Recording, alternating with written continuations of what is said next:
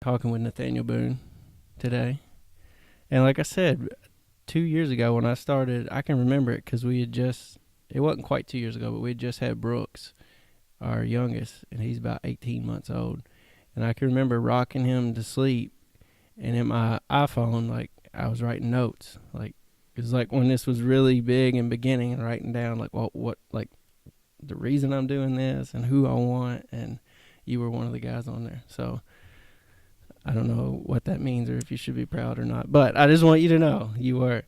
And also not on camera. We have your wife here too, so make sure you talk correctly. I'll do my best. Yeah. I was thinking about this afternoon. Do you remember the first time you met me? Being the first time I met you, I believe, was when you took our engagement pictures. Yeah, I was thinking about that too. Yeah. Well, how long have y'all been married? Going on 7 years. 7 years? Yeah. Awesome. Yeah, so. Yeah. I was like, how did I even Yeah. meet Nathanael? And I was like, that's it. And then at your wedding, I met another good dude that I've seen a lot, Doug Center. Mm-hmm. So I was like, that's cool how I just feel like y'all are two really good guys and met y'all at the same time. Just thought that was neat. Yeah. But I wanted to talk to you. I mean, obviously we can talk about whatever, but this is something that I feel like a lot of people, and I don't know your reasons why you did this, but just seeing what you did, like, I feel like can inspire a lot of people. But you used to work in the coal mines, correct? 12 and a half years. 12 and a half years. And then one day you just woke up and like, well, I'm leaving. Is that how it went? No, I mean, there was a period of time that I went through, Yeah. to come to that conclusion. Yeah. There was a lot of changing going on there. Yeah. A lot of stress on me, as a lead boss. But, probably the biggest thing was, me and her made the decision together. But I felt like it was time. Yeah. We have different pages in her life, so Yeah. my page I was ready to turn it, Yeah. different chapters. So Have you, I mean, I guess it's safe to say, and I know I've done it, like, there's been times in my life where I may have felt like it was time to turn that page, but I was like, nope, like, there's a lot of stuff on here that I really don't feel like turning it because of X, Y, and Z. yeah, And I think that's the cool thing, to see someone that has made that decision and moved to speak and kind of talk about it, because a lot of people hold on to those reasons why not to, even though, like, that passion to do something else may be huge, and I feel like a lot of us, and I'm not trying to bash it, but a lot of us kind of settle for things when we were created for so much Mm-hmm. more. That's right. I mean, is that like the struggle in your mind when you... The biggest thing I think if I sit here and think about it, and I was thinking about the conversation for the past couple of days, but my thing is I give a lot of my time to being underground. Yeah. And then as I progressed up that ladder, that was just more time, So I was away from my family, and it's just, to be the man that God wants us to be the father that God wants us to be, then you've got to have some time at home. Yeah. And I didn't feel like that I was really doing that. Yeah. There's more to life than money. Exactly. I walked away from a good job, good salary, and there's a lot of people thought I was nuts for that. Yeah. But my family's more important. Yeah. I mean, that's what I was thinking too when you go in and have that discussion with, because you said you were a boss. Yeah. Yeah. So you had, like you said, you had progressed up well, I had. and probably a lot of the guys you worked with had seen that, Mm-hmm. and now you're like, see ya. Like, this is what I feel like I need to put more time. Right. Well, was that foreign to some of them, that, hey, I want to? They understood. Yeah. But, a lot of them, the money had them tied up. Yeah. And I want to say this too, we could insert whatever job here, because that's not, I see it in the industry I work in. I've seen it in other Right. industries where it's just, I'm just going to work, and this Exactly. is it. And it doesn't matter what part of life it is, what part of industry. whether it's a warehouse or whether it's a mines or whether it's a grocery store. You can work as much as you want to. Yeah. Yeah. And the biggest thing, like I said, is taking time and being there with your family, doing things with your family. Yeah. Other than just, of course, coal miners' vacation is 2 weeks out of the year. Yeah. So 2 out of 52 weeks. that's right. Yeah. So what?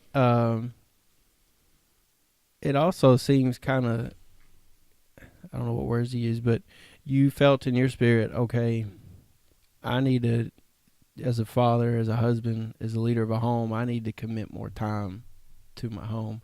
But was there also that talk in your mind, well, I also have to provide, and I'm probably not going to walk away and be providing like I am right now? I mean, was that, because in my mind, I would be like, I think that's where a lot of the trade-off goes. It's, well, I could spend more time, but I can't give them this, I can't spend the money like that we used to. Yeah. We can't go on vacation like we used to, in a sense, as far Yeah. as go to the different places. But all in all, we do a lot together. Yeah. We haven't, our lifestyle together has not really changed that much, other than we just don't have the funds behind us financially that we used to have. Yeah. And, we still have fun. We still enjoy life, and, we're happy. Yeah. That's the main thing. And we still work a lot, Yeah. So.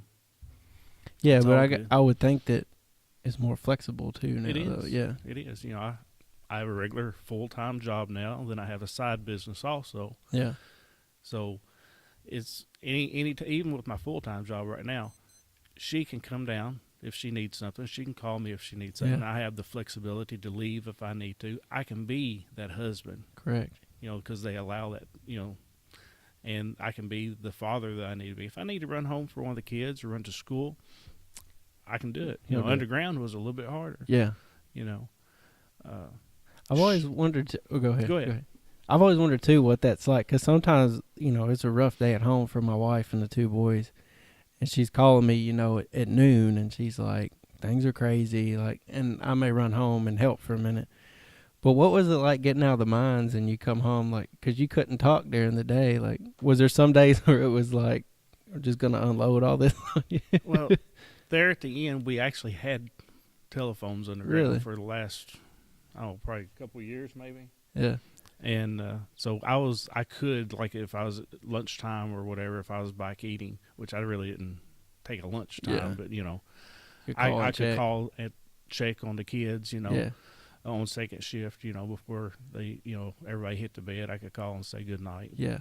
That's so cool. I could check in, Yeah. Now, in the beginning, it wasn't like that. So Yeah. it was, I'd go in and work anywhere from the shortest being 9, 10 hours up to, or toward the end, it was like 16 hours a day. Goodness. So that's why it was time to make a change. We talk about all this other being what you felt like you needed to commit more to, like your family, but you got to think you got to feel better too. Oh, exactly. Because of all that. I was to the point where, like I said, things were changing. There was a lot of hardship going on underground at that point in time, and I was to the point where I felt like there was a lot of stress on me. Yeah. I'd pull into the parking lot, and my blood pressure would go up. I'd get sick to my stomach, And honestly, when you get to a point like that at a job, it's time to leave. It's for your health. Yeah. I'm a tall guy, and they was going into lower coal, so it kept me bent over quite a bit. Yeah. So it was time. Yeah. Huh. Is there? I probably already know this, but do you regret anything about leaving? There's times, the insurance was nice. Yeah. Financially, of course, Yeah. A person would say, probably I missed the money, but as far as regretting leaving because of the money, no. No. My life has been more full, being able to be home with her and the kids and, do church stuff. Yeah. That's what, I don't know how to articulate this the best, but like you just said, you were more full now. Mm-hmm. And I know there's been seasons in my life where I walked around half empty. You know what I mean? And it wasn't, and even in those seasons, I had one of them where I just felt like that, like, man, like, what am I doing? Like, I'm working. And I got a promotion, like a nice promotion. I'm like, oh, well, this is the thing that's going to. And once the newness of that wears off, and it's not so much money or anything, but when the newness of that wears off, I'm like, man, that void, that emptiness is still there. And a lot of times it's stuff that God's laid on my heart to do that I'm still like pushing up, like a podcast. And, and that sounds silly to some people, but I cannot express how better I feel just doing this. Right. And it's not that I have 1 million followers and I'm making money off of it, but I'm just obeying. That's what I was just saying. It's obedience. Yeah. And that, it's so crazy because that seems like very counterintuitive sometimes, but if we would just obey like these small things, like how much happier I know in my life I've felt. And I think it's awesome to hear you say the same thing, using those words, I feel full. Yeah. Like that's. Well, I mean, another reason that, we wanted to do more at the church, I'm all about the kingdom. Yeah. And so first and foremost, it's being there for people. We hit it hard for 2 years, and we've backed up this year a little bit, but because sometimes you hit it too hard and you get you got to rest. Yeah. But, well, you can put even on that end, you can put yourself back in the same spot where I'm not at home with my kids. You can wear yourself out. Yeah. Yeah.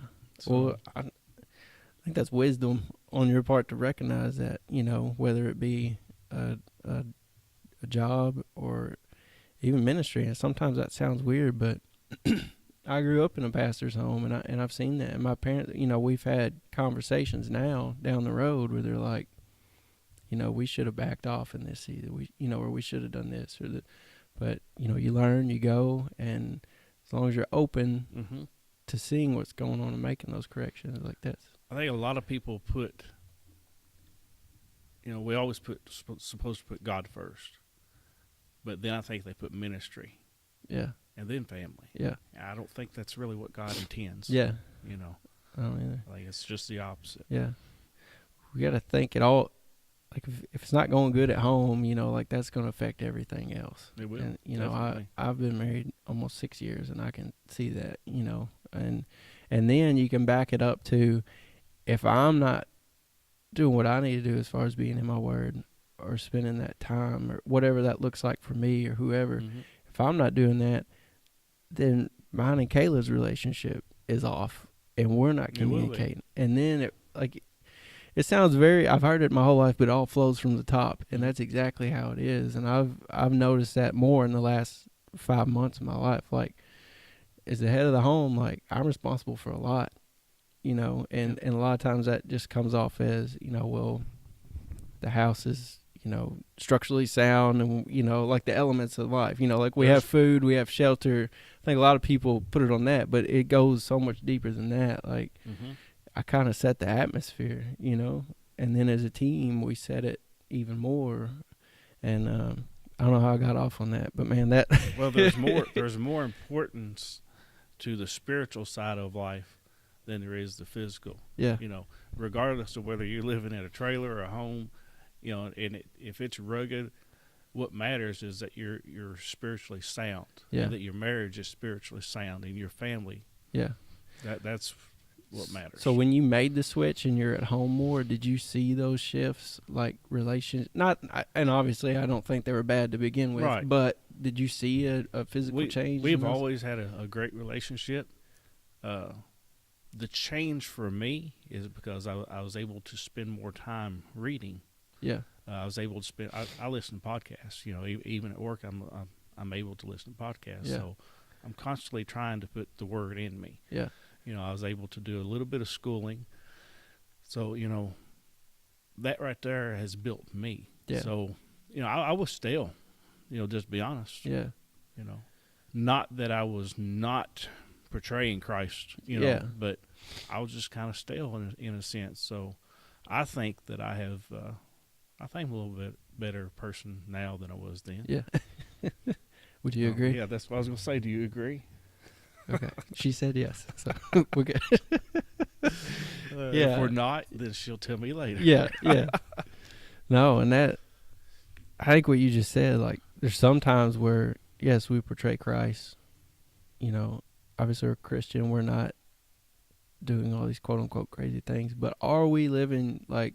And it's kind of we're doing all the things where other people could see. Yes, they're good, but only you know, only I know what God has laid on my heart and the things that I'm responsible for there. And am I stewarding that the best I can? Am I trying to do that the best I can? And it's awesome to say that, like, for you to say you've grown in that and see that you're better in that. And not saying that I'm perfect every day. no, it's not, no one is, because we wind up in, I may miss, a day or two here or there, or whatever. But because life does sometimes get in our way. Oh yeah, yeah. I agree. I think I'm way better off now than I used to be, for sure. Yeah, life does get in the way sometimes. We've got a 4-year-old and an almost 2-year-old, and some days it's like, if we can just make it until bedtime, like, we will be fine. It can be crazy. So, how many do y'all have? 5 altogether. 5 altogether. 1 grandson. Yeah. So y'all could probably give me some knowledge there. But yeah, so you were saying, and you don't have to talk about this if you don't want to, but you work a full-time job. Mm-hmm. I know you used to mow yards. I used to be in lawn and landscape whenever I come out of the mines, and that's actually how that we made a living. Yeah. I sold that. I went to work for Scott Laskowski with LEI Products, and I've been down there with him for a little over 2 years now as production manager over the organic side of his business. And I've also got a side business and a little tag here. It's called Boone in the Woods. Follow me. Boone in the Woods. Yeah. So I didn't even know about Instagram. that. Yeah. We can talk about that too. I've been able to. I've got a couple of guys that live in Miami, Florida. I love talking about that. So about as much as I love talking about the word. Yeah. But, got a couple of guys in Miami, Florida that have farms here. Yeah. And I get to take care of them. That's awesome. So I take care of their deer feeders. I take care of their cameras. Yeah. Food plots, just general maintenance and just kind of a security in one sense, Yeah. But at the same time, I've got her. She can go with me, so that's quality time. Ariana, she loves to go with me. She loves to fill the feeders. But her biggest thing is she loves to drive the Ranger. Yeah. So, it's family oriented. Yeah. That's awesome. I think it's so cool, and I've always been a big proponent of it or advocate for it, is, you can work a 40-hour job, but having something else to, and that helps supplement income, but it's also cool when you can do it. I think it should be something you're passionate about, because you don't want to be burned out. Right. And I'm not saying you are, but if you work a job that you get burned out on, and then you're doing something else you're burned out on, like, it's not going to end good. But it's cool that you found something where you can, like, you're passionate about it. Your kids like to go with you. Your wife can go, and so they can find you on Instagram for that. Find me on Instagram, Boone in the Woods. And so when the guys come in to hunt, do you go with them and kind of tell them, where stuff's been happening? And yeah. I mean, the one cameras, I'm the one that I look at the cameras, the pictures, so I'll pick out the best pictures for him, send them to him, and then just keep track of what's on the farm, what's in the, how often, Yeah. But when it comes to setup, I'll set stands up, blinds up.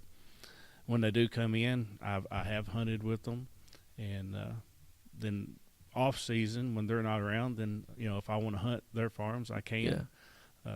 I was able this year to take my dad, which is he's almost 80 years old, so he has a little bit of hard time getting around. So I was able to put him on a Ranger, drive right up to a hunting house and get him in it, and and hunt. Yeah. Did he kill anything? Killed a doe. Yeah, he did, or that's awesome. So it's pretty cool. Was he excited? Oh yeah, he's always excited. Yeah. Did you grow up hunting? I have always hunted. Yeah. The first, I guess, squirrel hunting was probably about the first thing that I did. Yeah. And of course, from that, it just kind of went from that to coon hunting, raven hunting, deer hunting. Yeah. And then down the line, turkey hunting. Yeah. So, what'd you start squirrel hunting with? 12 gauge. A 12 gauge, really? Yeah. Well, my dad it was a single action 410, and that was, he was like, go out in the woods and just kill squirrel, nothing else. I forgot about that. Dad did have a 410, and I might have used it once or twice. Yeah. But I actually was given a 12 gauge Sears and Roebuck shotgun Really?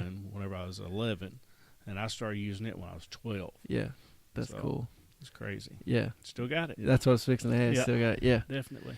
that's awesome.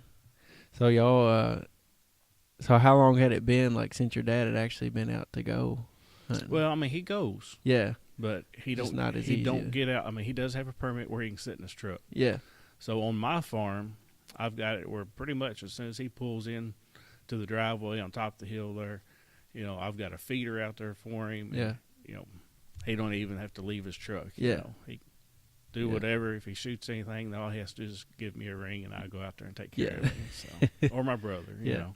Well, that's awesome though that you got to put him out, and he actually got to be in the stand. Yeah. And not. And it means a lot to him. Yeah. You know? Yeah. That's so cool that you get to do those things now, and that's just so big, and it seems so small. Like, oh, you got to go deer hunting with your dad, but this is in no comparison. But I remember when I used to be I was on second shift and working in a factory, Mm-hmm. and I was newly married, and then towards the end of it, we just had our first son, Beckham, and like the horrible feeling you would get on a Friday night, like I have to leave my wife and my newborn child at home alone, and I have to go to work. And, again, I'm not knocking it because some people, you have to do what you have to do, and Right. I did. But I feel so much more freedom, like now, being able to be that father, and that, and not that I wasn't, but just kind of like as a man, it's like, Right. crap, like I can't even be at home with them. And they would come sit in the parking lot on my lunch break, and Right. talk to me. But it's just cool to always look back at that, and it helps me be more thankful now, even on the crazy days when I'm like, I can't wait till bedtime, so they'll go to bed. But I can be like, you know what, like it could be a lot worse on so many different aspects, and I am here and I get to be with them, and I'm just so thankful Definitely. for that. I think in the day and time that we live now, our world is so fast and so crazy. People are so worried about, I've got to make this money so I can do this, so I can do that, so I can go here. And we forget about the important things, and that is the relationships with our family and our friends and those around us. Yeah. Yeah, I 100% agree. And I figured our conversation would kind of go this way, but it's just hitting me more and more right now because it's just what's been on my heart. Like for me as personally, like what I've been feeling like, man, my family is number one, and obviously my race, like I said earlier, it flows down. So I have to be in the right mindset. I have to be feeding myself. I have to be doing what I feel like I'm called to do and what's laid on my heart. But all of that, in some sense, is so my family can see it, and my family prospers, and they can become that, and my two boys can become that. And it's just cool to sit here and have that conversation, and I know I'm not alone in it, but to hear someone else say it and not just be thoughts in my head. So, so you said you worked in the mines like 12 and a half years, is that what you said? What'd you do before that? I was in a grocery store. Really? I started in a grocery store in Ohio County when I was 16 years old. Yeah. And I stayed there until I was 30 years old. Yeah. There again, worked my way from just a stalker, bag boy, until I was the assistant manager, basically third guy in charge. Yeah. And whenever they sold out, and then that's when I made my move, and that was a drastic move to go from a grocery store. Oh yeah, to a coal mine. to a coal mines, and so that's when I made that move. Yeah, and there again, everybody thought I was crazy, Yeah, because I went from a laid back, easy job to going to a hard labor, Yeah, and yeah, it was crazy. Yeah, that is nuts. I never would have pictured that. I figured you came from a factory or something like that, but. So what was that like when you started in the mines, like adjusting to that? It was pretty rough, to be honest. I bet. It was hard to get used to. I mean, I've always worked and been able to physically, I've been in hayfields. I've always worked tobacco, as a teenager and whatnot. And even when I was at the grocery store, I was mowing yards on the side too. Yeah. So I've always been a worker, is what Dad taught me. Yeah. And so that part of it, I was fine as far as the work they give me. I had to build the stamina up, Yeah. you know. So I'm not saying that there wasn't days I wasn't dragging when I left there, Yeah. soaking wet. Did they tell you about it too? So, oh yeah, they, yeah, Let you know. they let you know. So you worked your way up in that field of work as well. Mm-hmm. So you just started off. Would you start off pinning? I started off shoveling. Really? Labor as doing shoveling, belt line, whatever, building Bradishes. From that, I went to a pinner. As soon as I could take my tests, I took my test for my B class papers, and which you have. I think it's after 3 years you can do that. And then after 5 years, you can get your A papers. So then you can, be a lead or a face boss. Yeah. I could fill in with B class. So that's how I done it. I started once I got my papers. They seen that I was ambitious, and they started using me, to fill in. Yeah. And then got my A's, and they started sending me to units, and helping out. And I got along great with the guys. Yeah. And they knew that. And my brother-in-law was superintendent. He actually put me on the worst unit when I first started bossing. That was my unit. Yeah. He put me on the worst unit that he had. That's what he said, as far as when it come down to attitudes. Yeah. And did he the tell you work. this beforehand? No, or he yeah. did not. It was after. But Yeah. went down there, and they knew I was green. Yeah. I hadn't been there, just barely over 5 years. Yeah. And I had guys that was 50, 60 years old, been in the mines 30 years, working for me. Yeah. So I used them and their knowledge to help me learn and do my job. Yeah. So I never portrayed myself as I know better than you because I've got my, Boston papers or whatever. Yeah. I would ask questions.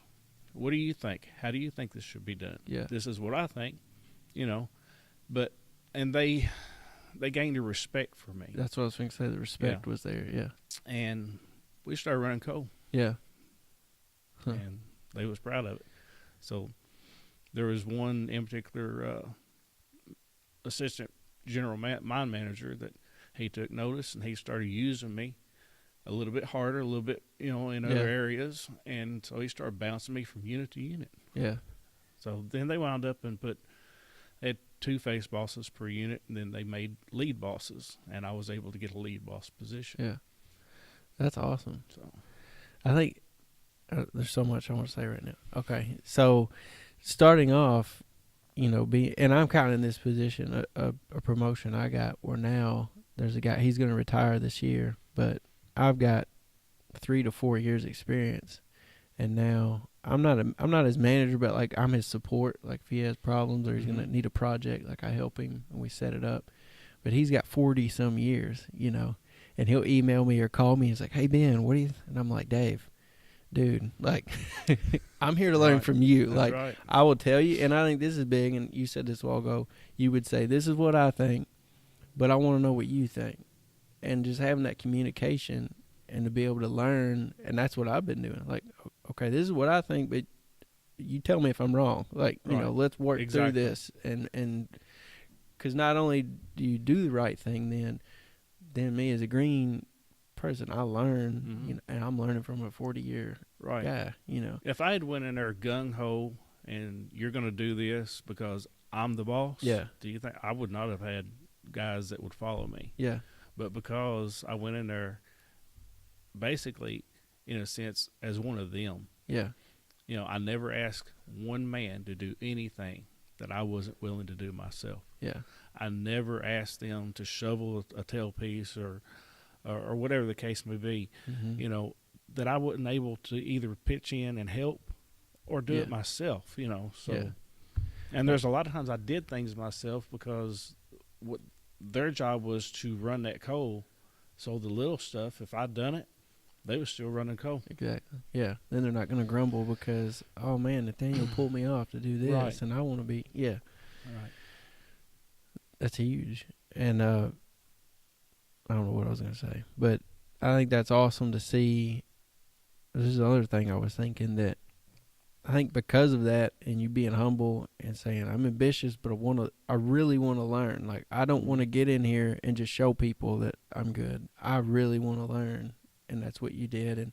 And I think you went from, a grocery store to 5 years. You know what I mean? Like, you Right. had no knowledge of. No. I'm sure you led people in a grocery store, but still, like, you're not underground. There's a That's it. whole lot Yeah. more that can go wrong, Exactly. and there's a whole lot more responsibility and Well, at stake. Mm-hmm. So, and I guess I see this a lot, and I think a lot of people feel like they have to, like, and I'm not knocking college, but like, oh, I gotta go learn all this. But I think some of the people that may be in, like, maybe the shoes I've been in or the shoes you've been in, be like, well, maybe I can't go to college, or I didn't, and I can't go back now. It's important to just, if you're ambitious and you're very humble, and even maybe if you do know some stuff, still being humble and not trying to portray yourself as Exactly. arrogant, and how that can promote you. Just your personality, how you communicate with people, goes a lot farther sometimes than experience. I think when you put God first, Yes, regardless, He'll take you places that you never thought you'd go. yeah, You know, yeah, I used the coal mines as a ministry point. You Yeah. know, and even there's people that watched my life that I had no idea that were watching at times, and even to the point where one or two of them come back later on and said, hey, and they brought up certain times of my life that they see me going through something, yeah, and they said, I watched, and you never strayed, you Yeah. never, you kept on going, you kept your faith, you Yeah. know, and if we put Him first, there's nothing that we can't do. yeah. I think it's awesome too that so often we want to use our words to tell somebody something, but how much more impactful our actions are. I've been reading this book, or I'm listening to it on audio books, and it's called Extreme Ownership, and it's for leaders. And this guy was a Navy SEAL, and one of a guy he led in the Navy SEALs. I don't know the ranking of all of them, but anyway, they wrote this book together, and they go around to businesses and help do leadership stuff. Mm-hmm. But one thing that's really stuck with me in the book, he said, it's not what you preach, but it's what you tolerate. And it's not what you say, it's how you live your life and what you let affect you and how you let it affect you. And like you said, when I'm sure they knew before those situations that your belief and how you live your life, but then to really go through something, and to say, no, this is what I tolerate. Right here's where it stops. Like, I'm not wavering. I'm gonna be this. They knew I was real. Yeah. They knew that. Yeah, I messed up. They knew I made mistakes, but they knew where my heart was. Yeah. And I think that's the most important in this day and time, for sure. Yeah. We can't go to church and be religious. We can't go just because it's the right thing to do. But when people see us walking and being real, that makes all the difference in the world. Yeah. And I think that's what people are like quietly screaming for, is just someone to be real, and we can hate on Facebook and stuff. I feel like I do a lot, but it's also a tool. Like, I can put this out, there's good that can come from it, but a lot of times we get caught up in the stuff that's not real, right. And we think it is, and then we have to chase after it, and we've all been down that road. Yeah. Oh yeah, I have too. And I was just telling my wife the other day, we were doing like this marriage small group, and I forget what the question was, but it was like, something along the lines of like, what has your spouse helped you? Like, what's the biggest thing they've helped you with or something? And I was like, that's easy. Like, my confidence after being married to Kayla is like through the roof. Like, and not so much just because of her, but I know who I am now. And I don't know if that's just from getting married, or I know it's more than that. It's like our relationship, what she's shown me, from her relationship with God, and she knows who she is, and it's helped me figure out who I am. Because before that, I would chase all the stuff that I saw because I wasn't sure who I was. And not that I was doing wrong things, I don't guess per se, but I really wasn't living in who Ben McCurry is, and it's just cool. And it's probably just the realness of her and her love to me and the communication and the talk we would have. And she would tell me some things like, I don't want to hear that. Like, I don't want to change. I'm comfortable. I've been this way for 25 years of my life. We probably had those same conversations. Yeah. And it's, and I would like to think it's went the other way and I've helped her, but who knows? I don't know. She's not here, so I'm not going to speak on that. But I can say the same thing. Lisa has pushed me out of the little cubby hole, I guess that you might say, that I was in, and made me a better person. Yeah. She's pushed me to follow after my calling. She's pushed me to get out and do things that I probably never would have done had it not been for her. Yeah. And I think maybe that's some of the reason, like, I don't know what word to use, but like I'm attracted to like your life and seeing you. Like when I first met you was when y'all were getting married, so that's like kind of like start of me knowing Nathanael and seeing these phases of left my job, I'm doing this, like I'm more active in the church. Like you can see that progression, and that's awesome. Like, and I'm not trying to knock, but like I'm 25 and I'm doing that, and that might be expected from 25 to 30, but you don't have to say how old you are, but you know what I mean. Just making sense. I'm not trying to be, but I'm 45. You're 45, so it's a little later, and a lot of people would be like, too late. Like, I'm already on this road, just gonna stick to it and ride it out. There's things I wish I would have done, but I'm good. But I think it's awesome when anybody really, but especially when you're a little older guy, seasoned. Is that a better word? Mature. I don't know, but does that make sense though? Yeah. I mean, because a lot of times when people are my age, then they're settled in their job, and all they're looking for is that retirement. Yeah. God has my retirement regardless. Yeah. That's one of the things that we talked about before I made the decision, or before we made the decision, was the fact that God said He would take care of our needs. Yeah. Anything over and above that is on me. Yeah. But He said He'd take care of our needs, and that's what we walked on faith with. I left the mines with 15 yards. That's all I had, and that's what I was doing. By the end of the summer, I had 35. 15. Yeah. That's awesome. And plus, landscaping jobs. So, He took care of us. Yeah. That's awesome. I'll change this conversation just a little bit. You're fine. Go ahead. One of the things that I have done that I owe her for, and that's the fact that I went on a missions trip. Yeah. I never thought that this old boy would go out of the country, and it's probably one of the best things that I've ever done. Did y'all go this last year was it this last year to last Nick year and Elizabeth? Yeah. Went to Guatemala. Yeah. So just thinking about it makes me want to tear up right now. So was that even more like, did you ever have the thought pattern of, obviously if you used to work your old job, you probably couldn't have went, but then to sit and think and see, we get so caught up in like the life we live in, this is Madisonville's the norm, but it's not. And to go see another country and be like, man, like, why did I even worry about leaving the mine? Like that. Exactly. Yeah. Oh man, the stories that we could tell.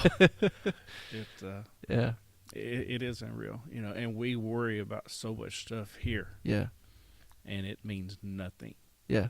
It means nothing. We were, too many people worry about what vehicle they're going to drive or how new it is, and they're over walking. Yeah.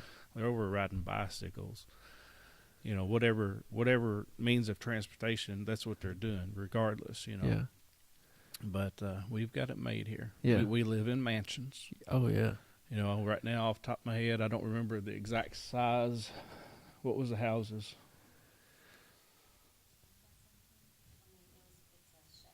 Yeah.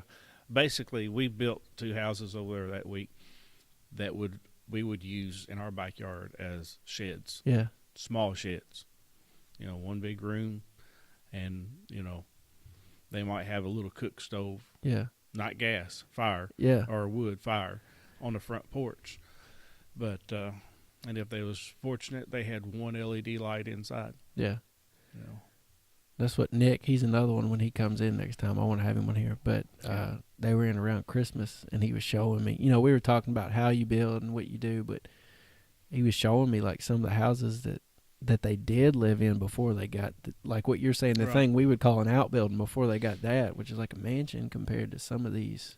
We went into places to where you could literally, well, before you ever got to it, you could look into the doorway and see out in the backyard. Yeah. When there was supposed to be a wall there. Goodness. Just tin with big rusted holes in it, wood that was thrown up with Yeah. it's just unreal. Tarps. Yeah. And they live however. Yeah. Do what? Yeah, dirt floor. Dirt floor. Yeah. Now the houses we built, we put mix them on it. concrete. Yeah.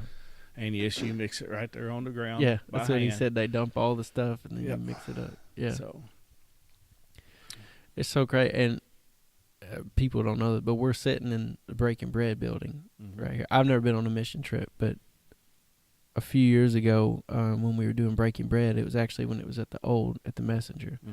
Mm-hmm.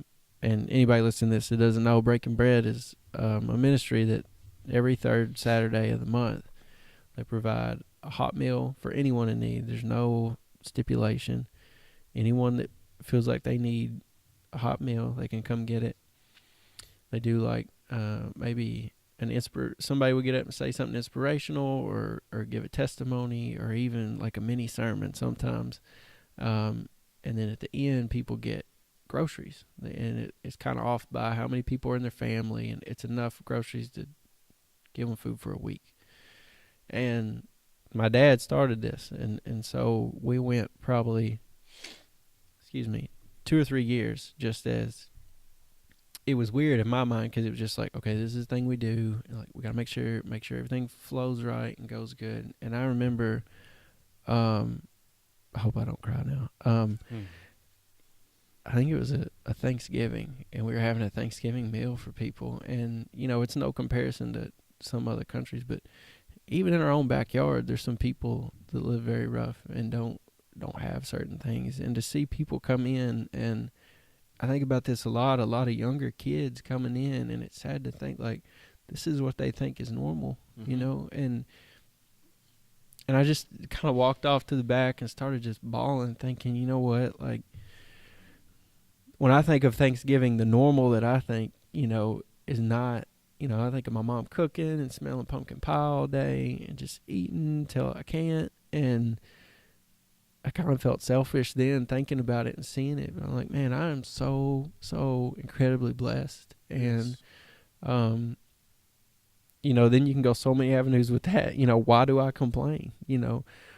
Why do I push off things that I feel like God's laid on my heart? I'm blessed. Like, I can go try things. I can go do things. I can come help people. I can come to Breaking Bread. I can, and my wife, if we've got extra money one week, like we can bless a family, and so often, and I still am, but that moment was a really big one. Like, I was very like inward looking and not really noticed, like, what are we really doing, and I've never went on a mission trip, but I would love to, because I think that's like another level of that, I would suggest it. Yeah.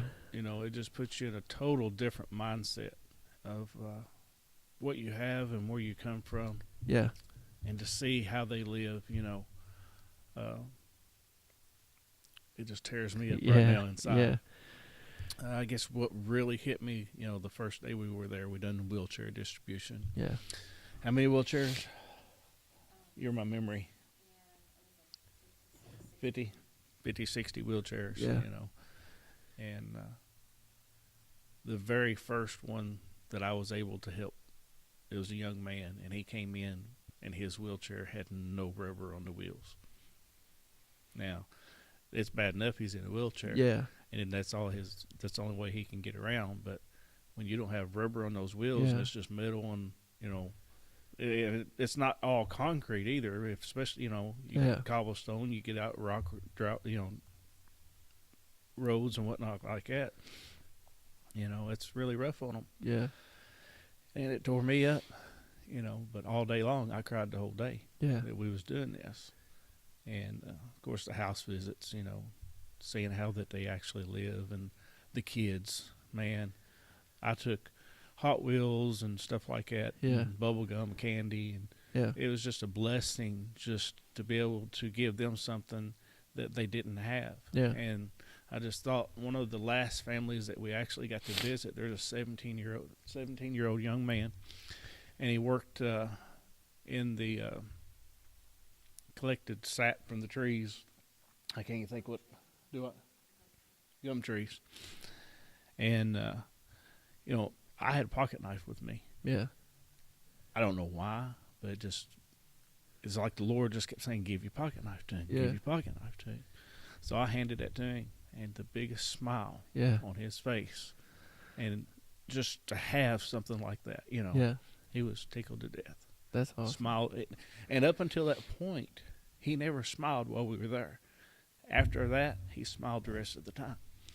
So, and you don't know the impact that's rippled out Exactly. till now. You know? exactly, on any of them, Yeah. anybody that we come Yeah. across.